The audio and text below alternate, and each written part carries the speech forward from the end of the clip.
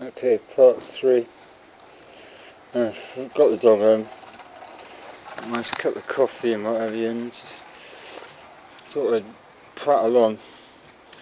If you ain't seen my ugly mug before, my name is J Humphrey, independent parliamentary candidate for Bournemouth East in this May general election. May the 6th, and you are going to vote, aren't you? For 30 years I've tried to fix my poverty by getting myself off the dole into work, but every time I failed. And then when I do get a decent job, I go on the sick, break my back. But if the people that can't work are not looked after, if we can't look after the poor, the deprived and the vulnerable, what is the point of government? It's not to blow stuff up in Iraq, it's not to borrow £200 billion from someone. The job of government is to do the jobs that can't do ourselves, like write law. Law has to be debated, law has to be through a parliamentary process to become an act, become law. And then when those laws are written and given the royal assent, people have to comply with the law. And yet what I saw this morning down at Bournemouth County Court was not proper law. My fundamental rights were ignored on this spurious Water Industry Act. It doesn't make sense. It doesn't make sense why you write a law and the law itself is not implemented, is not put into force. Because for example, in the Industry Act, Water Industry Act, it says there must be adequate competition, fair and competition, and yet there's only one sewage provider in the whole of Bournemouth. I think I'm going to dig a hole and build my own sewage. I don't know. But what is the point of Parliament if it writes laws that are not implemented, that are not put into force? If the judges don't comply with the law, the fundamental law that governs all of us? What if the police invent law on the hoof without any basis at all, without any basis of fact, without any basis in law at all? They're just inventing stuff, and then because they put it through Parliament they think it's got the full force, but it hasn't. Hey buddy. Alright, on the phone? No, I'm just doing a video blog. I was going to say, it's my local MP. Yeah. Here we are. Do you mind this being on camera? No, not at all. This is my neighbour. Introduce yourself. My name's Jim Watson, I live a couple of doors down from him. Nice. Yes, as your prospective parliamentary candidate, how can I help? As my prospective parliamentary candidate, what I was going to say is I can't drop those leaflets off. I've not got the job there anymore. I seem to have been de-jobbed by the illegal immigrants that we have locally. I had a phone call last night from a similar guy.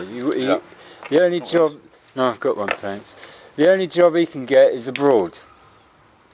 Because the guys are nicking all of our college places, and the employers are paying the immigrants the cheaper wages. You know, they found somebody that will work in the place, basically, for less than I will work, and it appears, I mean, I can't be entirely sure because you never can, but I don't think the guy owns a UK driving licence, so I'm 99% sure he doesn't have adequate insurance for his vehicle, and, you know, but it just seems typical of...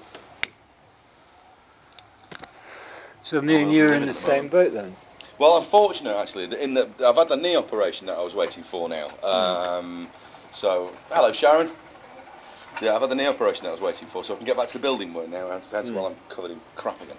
So I can start earning some proper money, so it's not the end of the world, but I just think that we ought not to be in a position where we're losing our jobs to people that don't own, that don't have residence here. Haven't even got a lawful right to work here. No, well, it's not that I'm anti-immigrant, because I think if you're, if you're from Iran or somewhere, and you're a conscientious objector to the regime over there, and they're going to imprison you or, execute your family and make your life difficult, then we as a nation ought to be able to take those people in. Yeah. The trouble is that we're awash with economic migrants rather than people that really need to be here, but people that need asylum. The answer for me would be, why don't we help these foreign countries build up their infrastructure, and so they don't have to come here to get the economic progress that they want. So yeah, well, I think you would inevitably. Can I just sure. Inevitably, one ends up coming.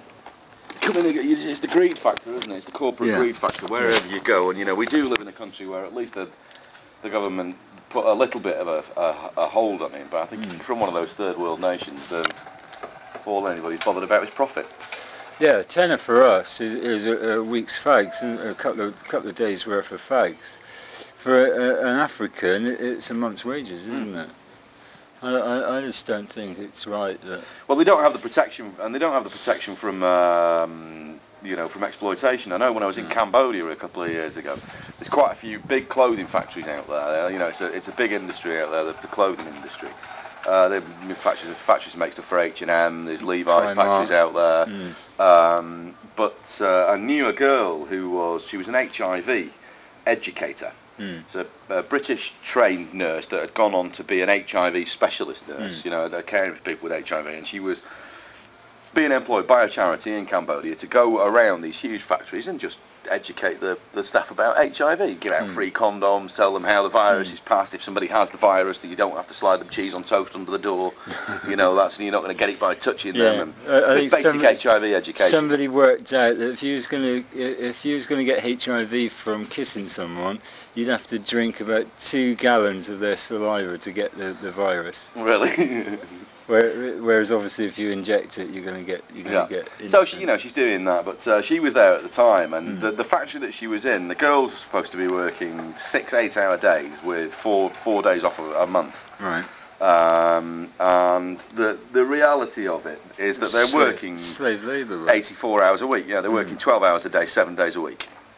And they've no protection from that, and that's only about, for me, the owners of places like H&M and Nike and Levi's, and it's not even about the owners of them, it's about the people over here that don't have consciences and are prepared to have their pension fund invest in Levi's as a blue chip company, and they're prepared to have their pension company invest, all of their investments are tied up in this sort of stuff.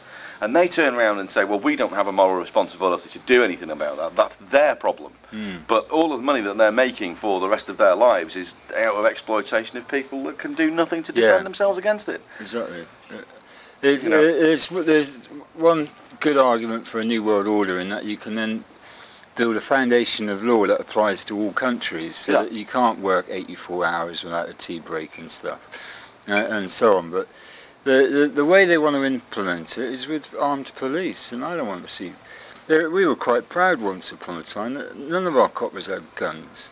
Now you just look on the telly at Parliament, and there's thousands of coppers with guns. Yeah, well, I don't want the local police armed, but I think they perhaps need to be armed because some of the people that they deal with are so mental that you've got to be prepared. But that is only because we've got this outrageous gap between the haves and the have-nots. The people that haven't got anything, so they're so dispossessed that they see no future for themselves. I'm from Manchester, and I've got a brother that lives on the Langley estate, which is where the Shameless is allegedly set. Right. And on that estate there, if you look at, you're driving through that estate, and there's some little chavvy kid there with his Ralph Lauren cap on, turned the wrong way around, and his shirt with a collar on, stripy, white trainers, and the whole 9 yards. And he's a thieving little scrote. Well, he grew up in a household where he's never known who his dad was. His mum's been on and off drugs all of his life. He's got 4 or 5 siblings, all different dads. He went to a school where the education was worthless, and he came out with nothing. He can't get a proper job because of where he lives, and because in Manchester he's got this broad council estate accent. Can't get a job. the only way that he's ever going to succeed in life, the only way that he's ever going to get behind the wheel of a 750i BMW that he sees driving Sell past him drugs. is to steal it. Yeah. It's to steal it. Steal it or sell Sell drugs. Yeah, I mean that's the other thing. Is the only people with any money that this kid has ever seen in his life are dealers. And then he goes out and he steals the car, and we blame the kid. We say it's his fault. It's not. I think it's just